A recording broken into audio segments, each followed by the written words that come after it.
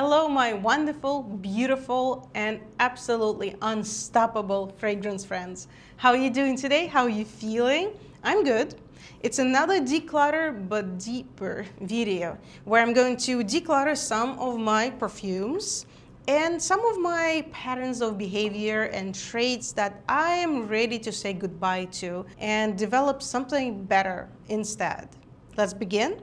Please don't forget to subscribe if you enjoy watching my content. I keep forgetting to say that, but growth on this channel and this platform is very important, because if you don't grow, YouTube just stops showing your videos to people, and I don't want my channel to be forgotten. I love it. I love interacting with you guys, and I don't want to lose it. So need to grow, have to grow. This is how life pushes us to growth, right? Okay, so let's begin. And the first fragrance that I want to get rid of, unfortunately, is Vanille Tonka by Nikolai. It's a beautiful scent. It's incenses with vanilla and amber and citrus peel covered in cinnamon or something like this. It's incense, it's spicy, it's vanillic. It's very, very nice, but there is a part that I don't like about it, and I think it's amberwood materials. It's kind of drilling the brain, and I cannot really wear it for a long time. Sometimes after a couple of hours, I just dream about washing it off. And some people are not as sensitive, and it would work on them, because this creates long projection, creates this long-lasting effect on the fragrance. So a lot of people like it, but I don't. I'm too sensitive, so I have to let go.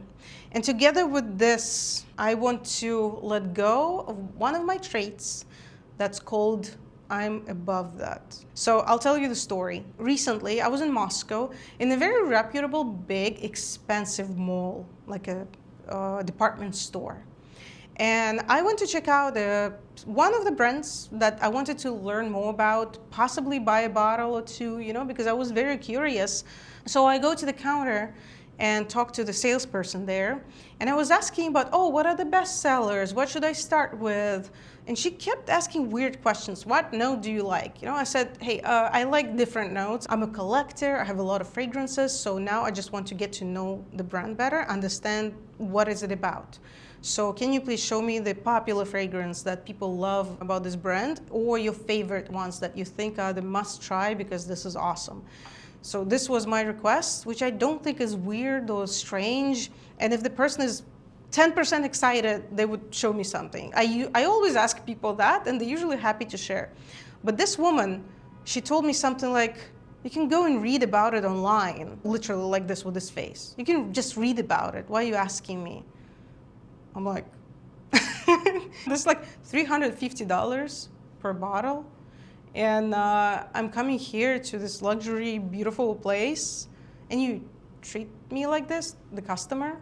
It felt really rude. It was very inappropriate. Even if those fragrances were not this expensive, I don't expect to be treated this way as an excited person who came and possibly I would buy something from you. It felt rude, and I didn't say something because why?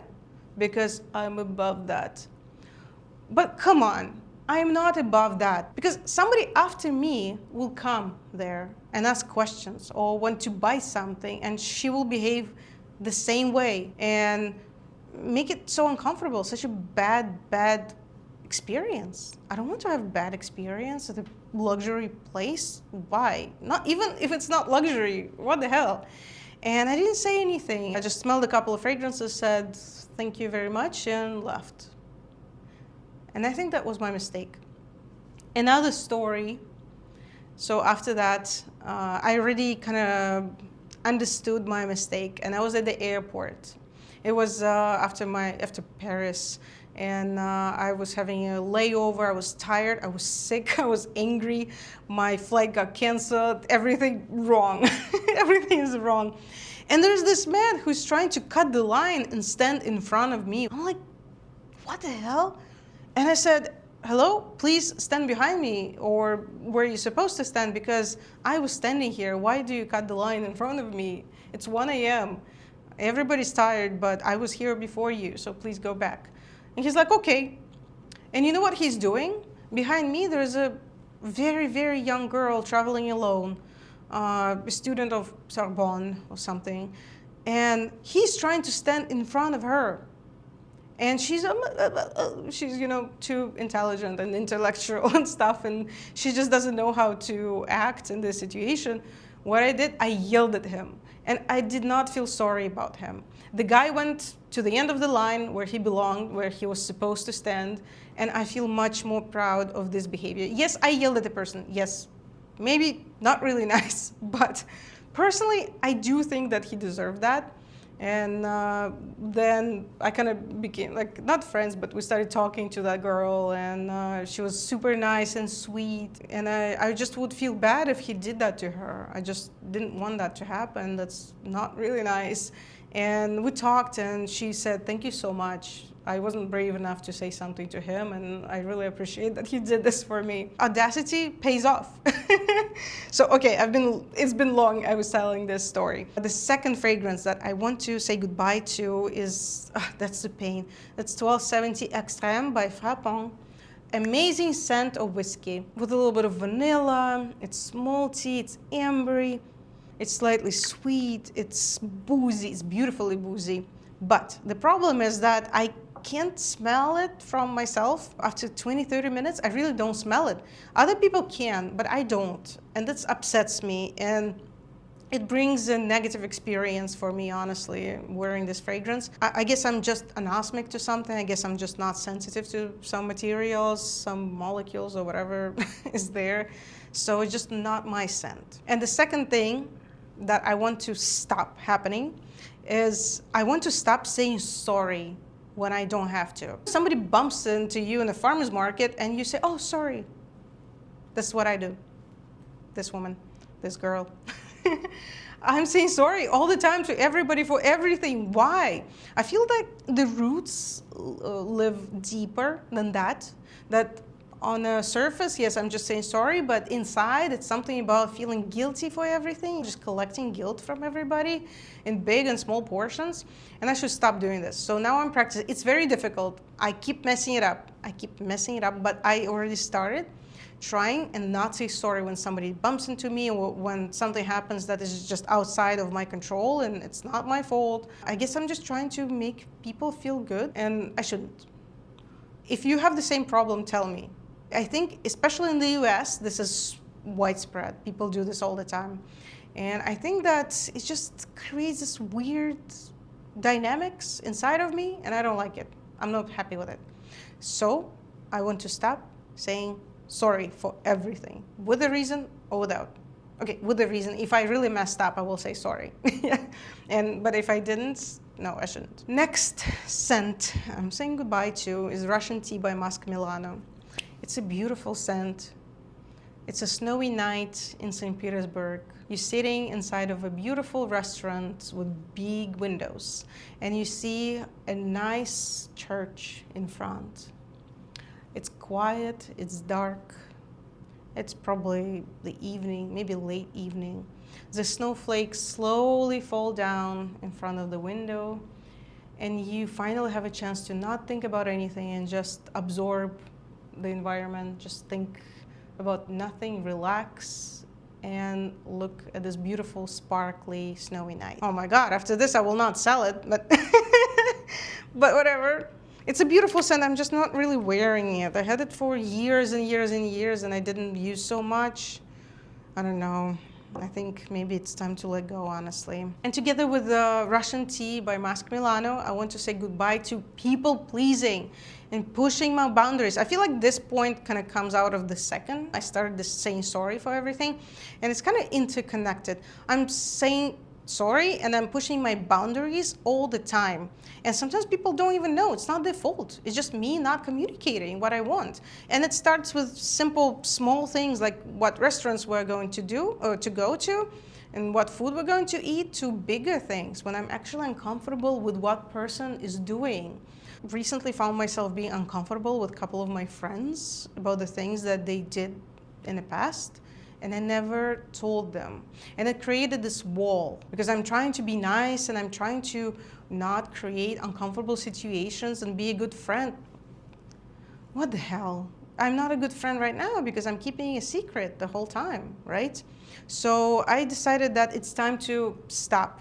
It's time to stop, and it's time to let people know where your boundaries are, at least when you find them out. I know that we know where our boundaries are only when they get crossed, but we should get that information and remember about it and not let other people just abuse those. Because usually most people are wonderful. Most people are kind. They don't have bad intentions. Like I think 95% of people are just great people. If something happens, it's probably a misunderstanding, miscommunication, or just a different view of the situation. It can be a lot of things, but it's fine. I feel like there's still this 5 to 10% that have not really good intentions, and like this, you give them the chance. And in my past, I gave people chances to use their bad intentions and kind of do not nice things because I'm a people pleaser.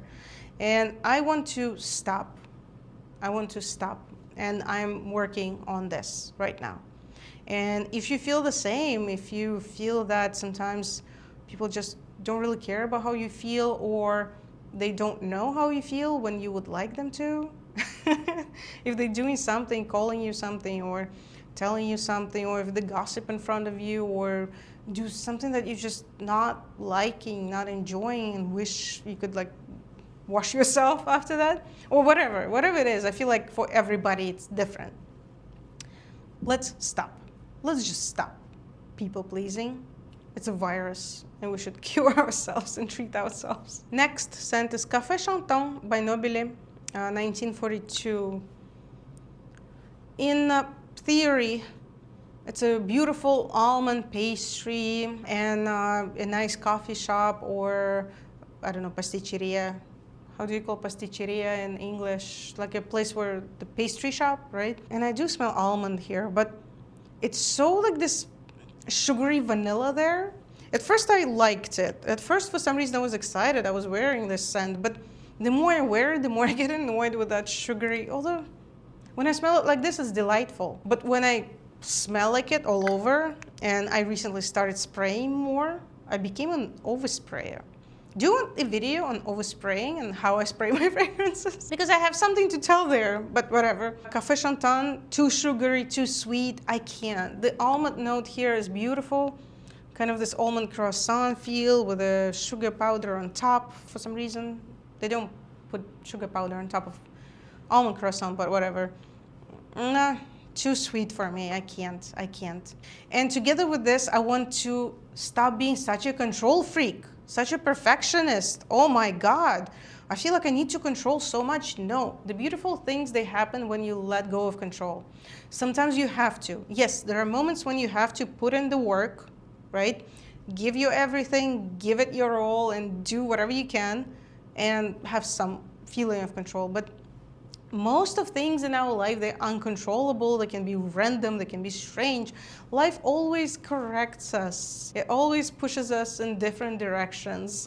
I feel like I'm just too attached to the result that I'm expecting. And when it's not the same result, I get upset. And I feel like I failed. But it's just life. Life doesn't happen exactly. Oh. Constant ambulance cars. So what I was saying that life is not controllable, it's not under control, and we cannot do anything about it. And the more anxious the person is, the more they try to control things. That's me. I'm an anxious control freak, and I should stop that behavior. Are you with me still?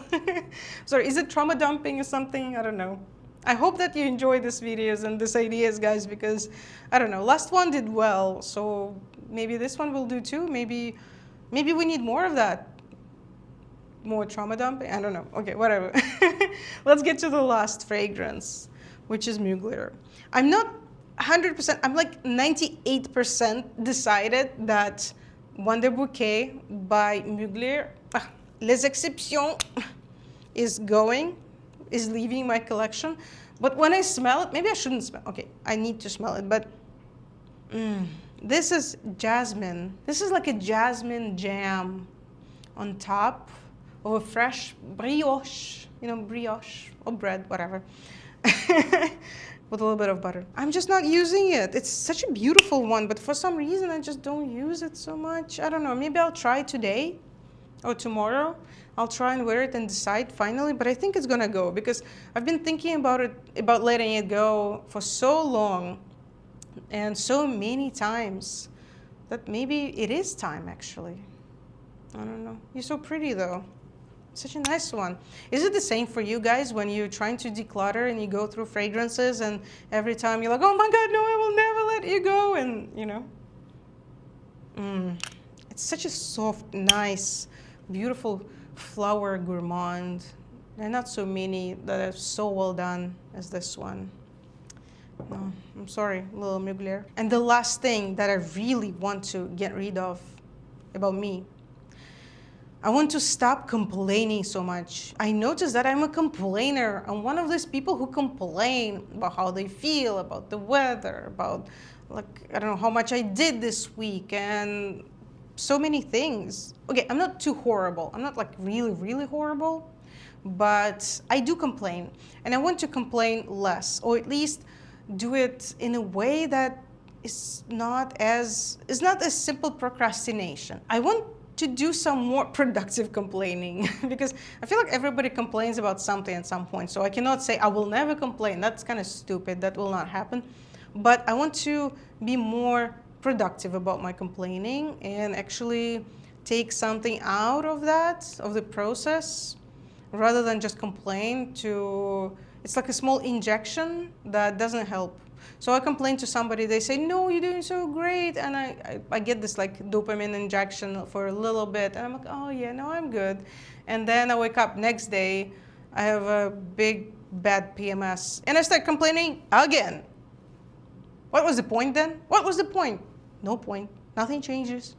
So I need to find, if you know any productive ways to work with your urge to complain, let me know, please, because I don't know. It's something that I'm about to figure out. I can share with you if you want. I feel like it's a virus too. You meet with somebody who's a complainer and you don't even notice how you start complaining too. And then you both bring it to other people and it spreads. So I want to stop it. And I want to surround myself with people who are not victims. And I want to train this muscle of not being a victim myself, a victim of circumstance. Because I don't think I'm generally a victim, but sometimes I act like one. So maybe I don't know, it's complicated. So these are my 5 fragrances to declutter. And these are my 5 traits that I also want to declutter with them and bring something more positive and just better instead. Share, what are yours? What would you like to declutter, fragrance-wise and mind-wise? I'll be happy to read and see what you share. Have a great day and bye-bye.